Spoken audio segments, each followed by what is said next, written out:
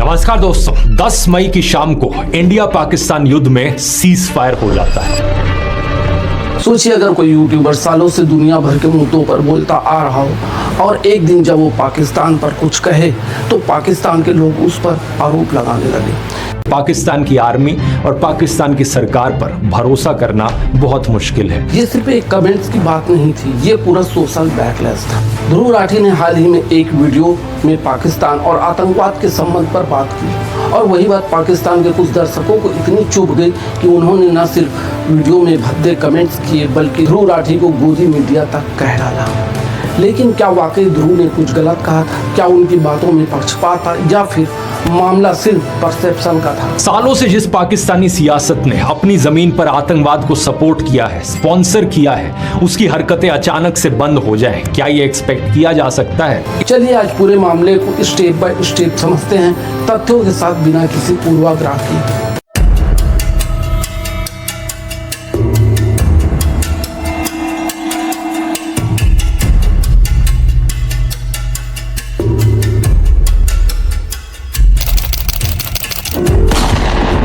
ध्रुव राठी ने हाल ही में एक वीडियो बनाया था जिसमें उन्होंने साउथ एशिया में आतंकवाद के मुद्दे पर बात की थी। इसमें उन्होंने पाकिस्तान के संदर्भ में कुछ कहते हुए दस्तावेजों पर आधारित तथ्य सामने रखे।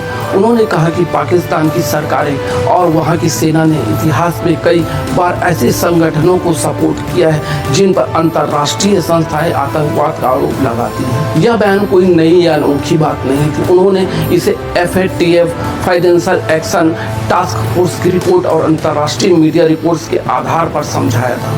उन्होंने इन प्रमुख बातों को पॉइंट वाइज रखा। पाकिस्तान को FATF से ग्रे लिस्ट में रहना, UN द्वारा कुछ संगठनों को आतंकवादी घोषित किया जाना और वैश्विक मंचों पर पाकिस्तान पर लगते रहे आरोप बेवकूफ बनाने में कामयाब रही है। एक काम कीजिए, आप लोग जाकर दोस्तों उनके ट्विटर हैंडल को टैग कीजिए। उनका ट्विटर हैंडल है FATF न्यूज। उन्हें टैग करते हुए जरा ट्वीट करके इस वीडियो का लिंक पोस्ट कीजिए और डिमांड कीजिए कि इन सबूतों के बेसिस पर पाकिस्तान को FATF की ग्रे लिस्ट में दोबारा से डाला जाना चाहिए। यहाँ पर सवाल IMF पर भी उठता है, जिन्होंने पाकिस्तान के लिए इन बातों को रखते हुए ध्रुव राठी का नेचुरल अंदाज था और उन्होंने न कोई भड़काऊ भाषा का इस्तेमाल किया और न ही किसी देश के नागरिकों पर सीधा आरोप लगाया। उनका मकसद सिर्फ ये बताना था कि कैसे कुछ सरकारें और नीतियां दुनिया में आतंकवाद के मुद्दे को प्रभावित करती हैं। लेकिन इसी सेक्शन को लेकर कई पाकिस्तानी दर्शकों ने नाराजगी जताई। ध्रुव राठी का वीडियो जैसे यूट्यूब पर आया, भारत से लेकर पाकिस्तान तक लाखों लोगों ने इसे देखा।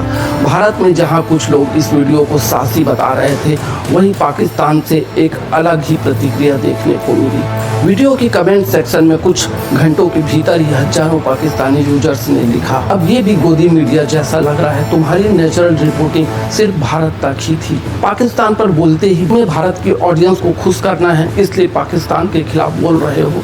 कुछ यूजर्स ने तो पुराने वीडियो के स्क्रीनशॉट शेयर करते हुए कहा, ध्रुव राठी अब पहले जैसे नहीं रहे, वो अब मेन स्ट्रीम विचारों के नजदीक हो गए हैं। इंस्टाग्राम और ट्विटर पर भी ये मामला ट्वीट करने लगा। ध्रुव राठी एक्सपोर्ट जैसे हैशटैग के साथ कुछ यूजर्स ने क्लिप्स और मीम्स बनाकर उन्हें ट्रोल किया। लेकिन ये पूरा बैकलेस एक जैसा नहीं था। पाकिस्तानी दर्शकों ने काफी समझदारी से अपनी बात रखी। हमें ये वीडियो कड़वा जरूर लगा, लेकिन इसमें बहुत कुछ भी सच भी है। हकीकत से भागना आसान है, लेकिन जरूरी नहीं कि हर आलोचना नफरत हो। ध्रुव ने कई बार भारत की नीतियों पर सवाल उठाए, ये उनका काम करने का तरीका है। इसका मतलब ये नहीं कि सारी प्रक्रिया नकारात्मक। जो गुस्से वाले कमेंट्स थे उन्होंने माहौल बना दिया जैसे ही वीडियो एक एजेंडे के तहत बनाया हो, जबकि उसमें कोई ऐसा संकेत नहीं था। तो बात आती है, तो क्यों हुआ ऐसा? दरअसल पाकिस्तान की जनता पहले से विदेशी मीडिया और भारत आलोचनात्मक कवरेज को संदेह की नज़र से देखती है। और जब कोई भारतीय यूट्यूबर जो ग्लोबल ऑडियंस से बात करता है, अगर वो पाकिस्तान पर गंभीर बात करता है तो वहाँ के कुछ लोगों को ये लगता है कि ये पर्सनल अटैक है। जबकि सच्चाई ये है कि ध्रुव राठी ने वीडियो में कभी भी पाकिस्तान की जनता या उनकी संस्कृति पर टिप्पणी नहीं की। उन्होंने सिर्फ जियोपॉलिटिकल स्ट्रेटजी पर बात। आलोचना को समझना और ग्रहण करना आसान नहीं होता, खासकर जब वो बाहर से आए। अब सबसे जरूरी सवाल, क्या ध्रुव राठी ने इस वीडियो में वाकई पक्षपात दिखाया था? इसका जवाब समझने के लिए हमें सिर्फ बस एक वीडियो को नहीं बल्कि उनके पूरे यूट्यूब चैनल को देखना होगा। ध्रुव राठी ने पहले भी भारत की नीतियों पर तीखे सवाल उठाए हों, चाहे वो नोटबंदी हो, सीए हो या एनआरसी या पेगास का स्पाईवेयर का मामला हो। यहाँ तक कि उन्होंने सत्ताधारी पार्टी के खिलाफ भी कई बड़े वीडियो बनाए हैं और इन पर उन्हें कई बार ट्रोलिंग, एफआईआर और यहाँ तक कि देशद्रोह जैसे आरोपों का सामना भी करना पड़ा है। तो क्या वही इंसान जो अपने ही देश के सिस्टम पर सवाल उठाता है, अगर पाकिस्तान के कुछ मुद्दों पर बोलता है तो क्या वो बेस्ट कहा जा सकता है? ध्यान दीजिए, उस वीडियो में उन्होंने पाकिस्तान की आर्मी को पॉलिसीज पर बात की, न कि आम जनता पर। क्या था कि ओसामा बिन लादेन के बारे में उन्हें कुछ भी पता है और फिर पकड़ा गया ओसामा पाकिस्तान आर्मी बेस के पास एक मिलिट्री कैंप में। उन्होंने FATF, UN और अंतर्राष्ट्रीय रिपोर्ट्स का हवाला दिया जो पब्लिकली अवेलेबल है और वाइडली एक्सेप्टेड है। उन्होंने भारत की तुलना में पाकिस्तान की कमियों को सिर्फ हाईलाइट किया ताकि विषय को बेहतर ढंग से समझाया जा सके। अगर आप अनबैलेंस जर्नलिज्म की परिभाषा देखें तो यही कहती है, criticise everyone where is the due and praise everyone where is the due. और यही पैटर्न हमें ध्रुव राठी के काम में लगातार देखने को मिलता है। इसके अलावा उन्होंने उस वीडियो में कोई अपशब्द या भावनात्मक बयान नहीं दिया था, न ही उन्होंने किसी धर्म, जाति या संस्कृति पर टिप्पणी की थी। उनकी भाषा तथ्यों से भरी थी और टोन शांत और विश्लेषणात्मक था। तो ये कहना कि वो बेस्ट है शायद ज़्यादा भावनात्मक प्रतिक्रिया है, ना कि तर्कपूर्ण आलोचना।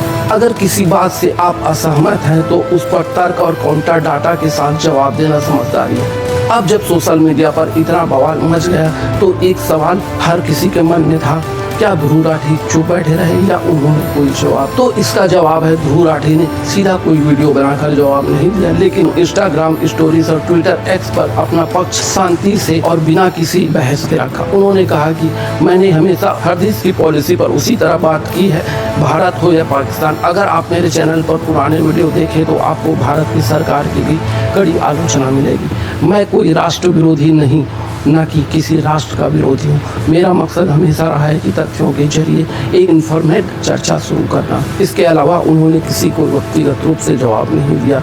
उन्होंने ना तो नाराजगी दिखाई और ना ही कोई सफाई दी, बल्कि अपने कंटेंट को बोलने दिया। ये वही रवैया है जो एक गंभीर कंटेंट क्रिएटर का होता है, ना तो ट्रोलिंग से घबराना और ना ही कोई प्रतिक्रिया देना। और यही वजह है कि उनके लाखों फॉलोअर्स उन्हें भरोसे से देखते हैं। कुछ दिनों बाद जब हालात शांत हुए तो कई दर्शकों ने खुद कमेंट्स करके लिखा कि शायद हमने ओवर रिएक्ट किया था। अब जब वीडियो को ध्यान से देखा तो पता चला कि उसमें कुछ भी गलत नहीं। ध्रुव राठी का जवाब लाउड नहीं था लेकिन मैच्योर था। उन्होंने साबित किया कि अगर आप सही हैं और तथ्यों पर खड़े हैं तो आपको हर आरोप का जवाब जरूरी नहीं कि बस आपका काम ही आपकी सबसे बड़ी आवाज बन सकता है। अगर आप चाहते हैं कि ऐसे वीडियो मिलते रहें तो इस वीडियो को लाइक कीजिए, शेयर कीजिए और चैनल को सब्सक्राइब कीजिए। और हाँ, क्या आप इस बात से सहमत हैं कि ध्रुव राठी को इतनी आलोचना नहीं झेलनी चाहिए थी, या उनको लगता है कि कुछ बातों में थोड़ा सॉफ्ट स्पोकन हो सकते थे?